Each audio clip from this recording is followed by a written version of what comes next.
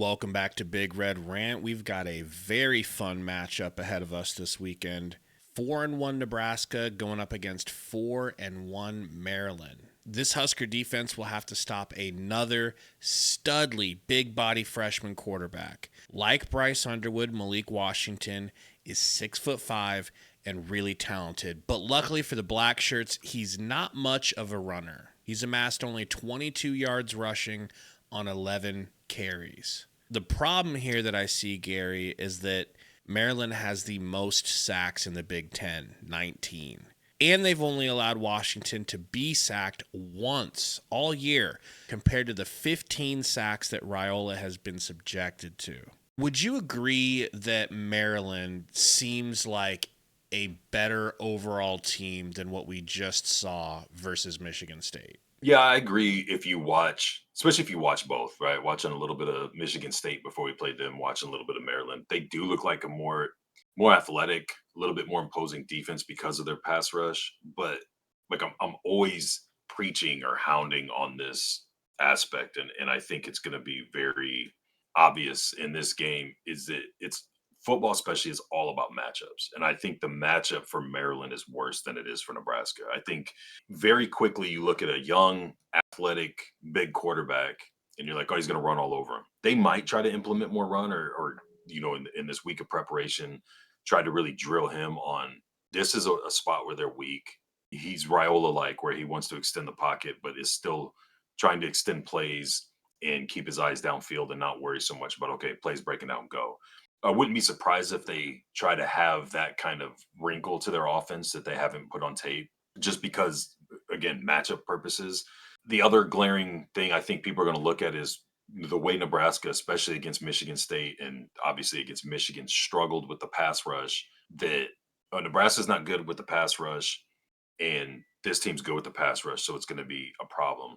Their secondary, I don't feel like is very good. I don't feel like much of their defense is that great outside of that pass rush, and they haven't played a team that's as dynamic on the edges and downfield as Nebraska is. Holgerson talked about he's not going to do things for the sake of doing them. He's going to try and do what's working. And I was obviously frustrated in the Michigan State game that second quarter, and I was glad he even admitted he's like it was embarrassing. He's like I've never been a part of something like that where nothing would go, but they figured out.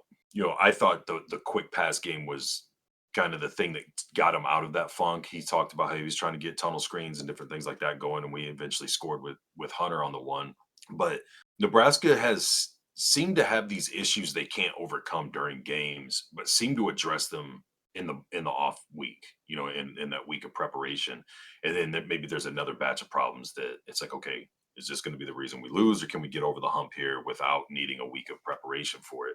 I think Nebraska is going to be as prepared as they can possibly be. The offensive line is the offensive line, right? Like a lot of people are hounding on that, and rightfully so in situations. But of all those sacks, and Holgerson alluded to it, there's responsibility to go around. He admitted he called some bad plays that he could have helped out against the pass rush.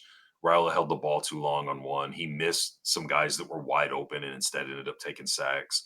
And the guys, yeah, the offensive line was getting outworked in some positions, but you've also got guys on the offensive line that are doing really well. So I think with this week, they're really going to put a lot of emphasis on neutralizing the pass rush of Maryland. And obviously, there's already been an emphasis on trying to dedicate the defense a little bit more on stopping the run. But Maryland's not a good running team. Designed run, quarterback run, the running backs themselves, there's nothing they've shown that poses much of a threat, which is a huge advantage to Nebraska. If you're going to try go good on good, which is your passing game against our passing defense, which is number one in the Big Ten, number one in the nation, a lot of categories. I love the way that matches up. That matchup sets up for Nebraska. I wouldn't be surprised if it's a lower scoring game, just because I don't think they'll be able to do much. I think this is a really good opportunity to lean into the run a little bit more, keep them off the field, kind of neutralize that pass rush if you can. If they're collapsing, if they're sending seven guys and two guys are coming scot free, you're not gonna be able to run the ball. So that's kind of the pivotal point for me. I'll be watching for during the game is how can they deal with the pass rush? Because to me, that's the only way that Maryland gives them too much trouble or like a real threat to lose the game. Do you think that's off? Do you think I'm missing something that you think is glaring, or do you think I'm putting too much faith in they're going to address the pass rush situation, and it's going to be a long day for Raul and them. I don't see how it's not going to be a long day for them. I have little to zero confidence in our ability to protect him. So hopefully, like we talked about during the last live stream, at some point during the second half of the game, good old Hogleg Holgerson finally decided, okay, we're going to get the ball out quick. Hopefully that just carries over into the first very beginning of this game, because if not, it's just going to be more of the same. I don't see how it can't be. Offensive line isn't something you can just fix in a week. Apparently you can't fix it in a decade. This video is brought to you by Profit X. Football's finally back, and this season we're using Profit X as our go-to for season-long plays and player props. Profit X is America's #1 sports prediction market, where you can win real money predicting sports in 40+ states. It's awesome because you get better odds than traditional sports books, because you're playing against other people and not the house. And here's the best part. If you sign up at ProfitX.co or download the app and use promo code RANT, you'll get up to $200 in ProfitX cash on all your plays for the first 30 days. Sign up now at ProfitX.co or download the app and start winning real money predicting sports. Terms and conditions apply. Where I'm not as down on the offensive line as everybody else is, and I know that sounds absolutely insane to a lot of people, but if you can't block a guy, then you can't block a guy. It's not a hit or miss. In this situation, you can. In this situation, you can't. There is situational instances. I'm not saying that, but it's like all of a sudden when he started getting the ball out quick over the middle, attacking right behind where the blitzes were coming from, opening up the screens a little bit more by not just forcing screens, telling Riley get the ball out quicker. All of a sudden, the amount of guys they're sending to outnumber the offensive line diminishes, because now you've got areas of the field to cover. And then when you've got 5 offensive linemen trying to block a 4-man front, Raiola has time to throw, and you're able to run the ball a little bit down the stretch of the game. So that tells me it's not 100%. You've got this horrendous line that can't do any good. Like, they're going to make mistakes. You've got guys that aren't very good or still trying to develop. I'm not saying they're an elite position group, but if you already struggle in pass protection and now you're being outnumbered 5-2, or 5-7, everybody has to be on point. Your quarterback needs to get the ball out quick. Your receivers need to recognize when they can break routes off quickly. Your running backs need to be able to protect and pass pro. Your quarterback needs to be able to extend the play without running himself out of a play. There's a lot of factors that goes into it. Once those things started happening down the stretch, all of a sudden it looked like we had a competent line. So that, I mean, you could watch when they're getting outnumbered. There's just more guys coming that can be blocked, and then you have situations where guys are missing blocks. I'm not, again, but I think it's very easy in a game, especially when you're nervous, thinking maybe you're going to lose and your quarterback's under a lot of pressure, to just go, this line sucks. They can't stop anybody. But when you go back and watch, they're sending 1, 2 extra guys. There's more guys than you can block. Same reason we blocked a punt. I mean, it wasn't, these idiots don't know how to block or the concept of protecting the punter. It's just there was more guys coming than they could handle, and one guy got in scot-free and blew the punter up. So that's going to happen both ways. And you're going to have those mistakes. You're going to have guys that aren't bona fide NFL offensive linemen that are going to get beat by guys, especially a team like Maryland that has the athleticism and the speed on the edges, and those types of situations are going to present themselves. I just don't see it being a quarter and a half, whatever, an entire game issue that they haven't already prepped getting ready for. I feel like Nebraska's issue this year has been, whether it's a close game we feel like they should win running away, or a close game you give up to Michigan on the losing end, isn't because there's no answer for things. It's, if we didn't prep for it coming into this game and this thing arises during a game, it's like, oh shit, what do we do? Just keep doing what we prepped for, and eventually one of these plays is going to break. Well, sometimes that doesn't happen. So it's like, are you going to be able to adjust on the fly if a new issue arises? But after you had that issue last week and you kind of addressed it mid-game and got on it, and he's talking about it this week, tells me they're going to prepare for it. We were worried about their quarterback running, and clearly they came in with a defensive plan to keep a spy on or minimize that as much as possible, and they did. That was the best game we had against the running team, not counting Akron and Houston Christian, obviously. So, I mean, I think they're going to come in well prepared. I feel like they do that every game. The only concern I have is if Maryland throws in something, has a wrinkle, are we going to be able to adjust on the fly in game quick enough before too much damage is done. Like I think Holgerson talked about it, but he made a really good point. When they were eating shit for a quarter and a half and couldn't move the ball, couldn't even stay neutral. They kept going backwards. The special teams was doing such a good job, and so was the defense of never allowing them to have the ball in good field position when the offense couldn't do anything.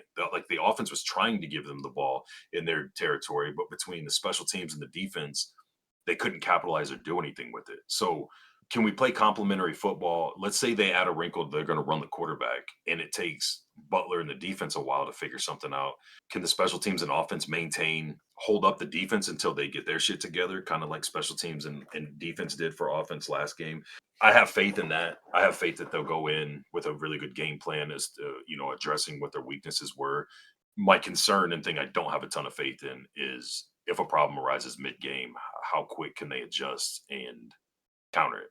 I don't know why, but I am slightly confident that the Huskers win this game. I think it's going to be somewhere within 7 to 10 points. So, like, I'll go with like 35-28. Pretty high scoring, you think, huh? Maybe it won't be. I just see us keeping that much separation in the score and or pulling away late.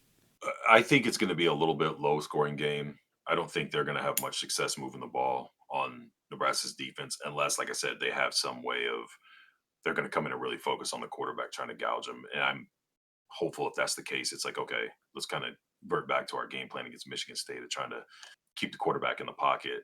So their quarterback, one thing we didn't talk about, their quarterback being a true freshman, the game they lost and even the games they've won, when you look as it goes down the stretch, he looks like a freshman, like mental mistakes, kind of the moment maybe get a little big for him in that Washington game. The way Neri and McCullough and those guys, Shavers in some spots, Judy got his first sack last week, but they're starting to gel a little bit better when they rotate the bigs up front. I think that's going to be a better overall defense than what he's played. And the significance that a secondary can play on how much pressure you can get on a quarterback is, I think, drastically underrated across the board. If you're used to getting the ball out or this route's usually open and whatnot, and you've got a secondary that can lock up your receivers, it feels like the quarter or the pocket starts to shrink up and get tighter on you a little quicker than it maybe actually is. But again, especially when you're a freshman. So I don't think they're going to have much success moving the ball. I think Nebraska's going to kind of take the air out of the ball if they can. If they're having some success, I wouldn't be surprised to see all three of those running backs we saw last week, but a little bit more of a heavy dose. And I think I say all this, and I know it kind of sounds like I'm cocky that we're going to beat up on them. I think it's like a field goal to a touchdown game. Like the way that line's moving, I'm not basing it off of that, but I think they're like spot on. I think it's going to be right there where Nebraska wins by a field goal or Nebraska wins by a touchdown, roughly, in kind of a lot of people would probably say like maybe boring or typical Big Ten style game where they're not able to move the ball much. We're trying to eat clock and run the ball, and it's maybe I would go more like a 17 or a 13 Maryland to like a 24-17 Nebraska type smaller game. I don't know that Nebraska breaks 30. I would say maybe the low to mid 20s. I wouldn't expect them to get to 20. So I mean, not to waffle, but I just think it'll kind of hang around there and be a lot closer score than what the game will actually look like. As always, tell us your score predictions in the comments. We'll see you guys for the live stream Saturday. Cannot wait for this one. Until then, go Big Red.